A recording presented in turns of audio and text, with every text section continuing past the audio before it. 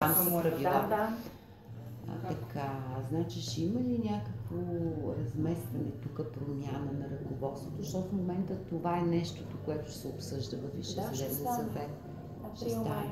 Април-май. Май месец много къвки, много проблеми, ужас и безумие ще бъде. Чакай да пишеме, защото май месец има страшни страхоти.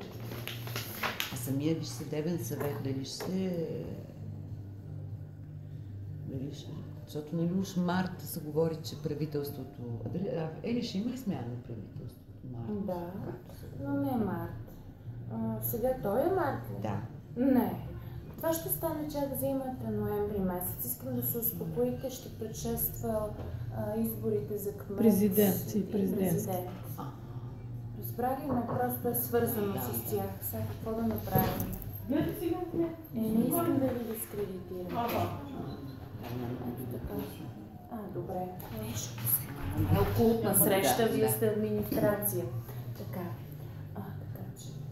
Снимката пише, че Висш касационен.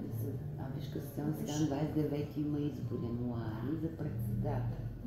Няма кажи сега кой е председател. Няма в момента. В момента се изтекал мандат Лазар Груев. Кандидати са Поли Панова и Лозан Панов. Епизоди са Поли Панова. Лозан Панов, Майя Везна ли бе? Не, кой беше? Да, погледна. Кой е пълничък?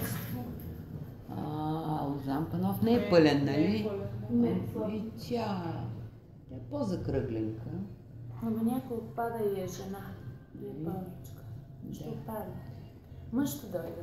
Мъж. А нашия